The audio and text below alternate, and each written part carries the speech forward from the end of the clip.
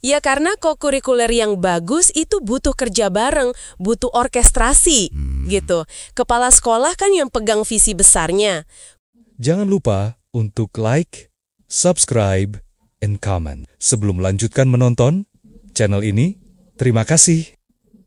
Selamat datang. Oke, kita langsung aja ya menyelami materi presentasi yang Anda bagikan ini. Tentang wajah baru pendidikan kokurikuler di Indonesia. Fokus kita hari ini gimana sih cara merancang, melaksanakan, sampai menilai kegiatan ini biar dampaknya benar-benar transformasional buat murid Anda.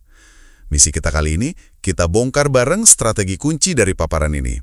Kita mau pastikan kokurikuler itu bukan cuma tambahan, tapi jadi inti pembentukan karakter dan kompetensi murid secara utuh gitu. Mari kita lihat potensinya. Oke, yang pertama nih, langsung kelihatan banget penekanan di perencanaan awal yang matang. Kayaknya ini bukan sekedar bikin daftar kegiatan gitu aja ya. Betul sekali, fondasinya malah ada di 3 pilar awal, bentuk tim kerja dulu, terus analisis kondisi sekolah, baru deh susun rencananya. Oh, tim kerja ya? Iya, dan yang menarik, ditekankannya harus kolaboratif. Sejak awal tahun ajaran, jadi bukan kerja sendiri-sendiri. Ada kepala sekolahnya, koordinator kokurikularnya, pendidiknya, bahkan tenaga kependidikan buat sarana prasarananya. Sinergi ini, penting banget. Menarik soal tim kolaboratif ini.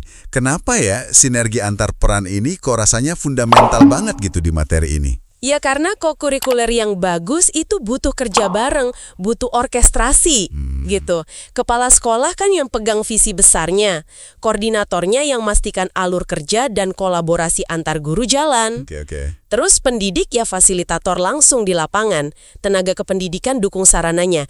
Nah kalau nggak kerja sama erat, ya potensinya nggak maksimal. Ini kayak fondasi biar semua selaras aja. Masuk akal. Nah, tim udah solid nih. Terus tantangan berikutnya kan, ini kegiatan mau dibawa kemana?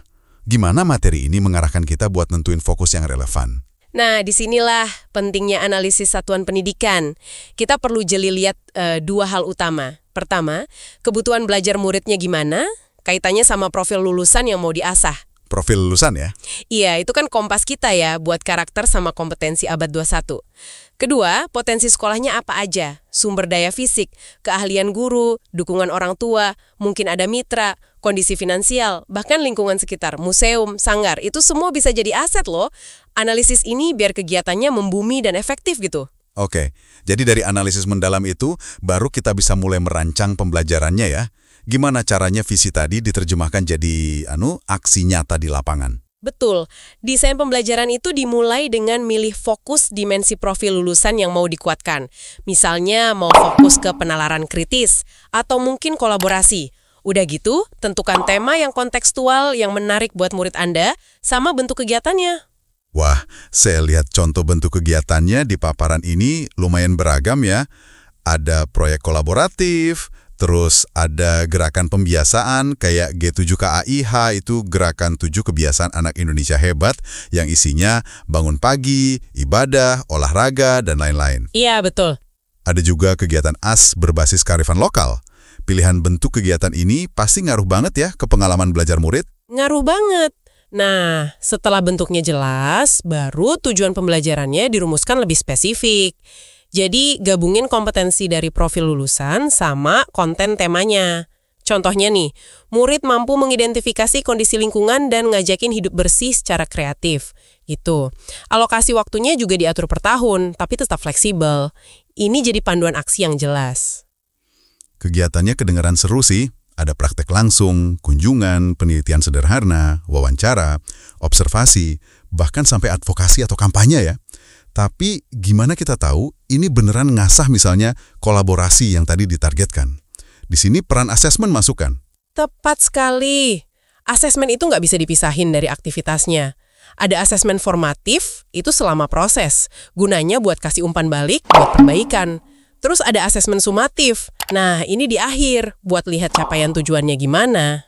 Oke. Yang krusial, dan ini pergeseran penting menurut saya, asesmennya itu nggak cukup perkembangan dimensi profil lulusan tadi. Bukan cuma angka, pelaporannya juga deskriptif, positif, dirapor, dan ada kolomnya sendiri. Ini menarik. Jadi fokusnya bukan nilai tapi perkembangan.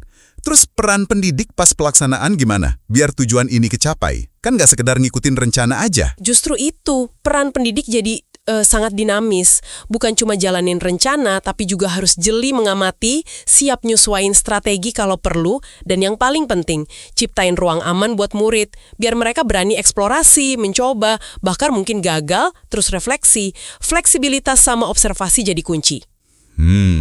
Jadi pendidik juga harus adaptif ya? Iya banget. Dan pelaporannya itu jadi semacam pengakuan atas proses belajar itu ya, bukan cuma formalitas di atas kertas. Jelas ya, kokurikuler dalam gagasan ini tuh jauh banget dari sekedar aktivitas sampingan. Ini sebuah proses utuh yang dirancang secara sadar. Mulai dari perencanaan bareng-bareng, analisis yang dalam, desain yang relevan, pelaksanaan yang adaptif, sampai penilaian yang fokusnya ke pertumbuhan karakter dan kompetensi. Benar-benar ngasah olah pikir, olah hati, olah rasa, sama olahraga secara terpadu. Iya, benang merahnya semua elemen ini dirancang biar kokurikuler itu benar-benar ngasih dampak signifikan.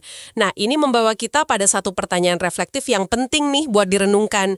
Dengan semua panduan ini, gimana caranya Anda di satuan pendidikan bisa secara kreatif pastikan setiap rancangan kegiatan kokurikuler itu nggak cuma menuhin target kurikulum, tapi juga secara otentik nyentuh dan ngembangin potensi serta minat unik setiap murid dalam konteks lokal Anda masing-masing. Wah, pertanyaan reflektif yang bagus banget itu untuk menutup pembahasan kita kali ini.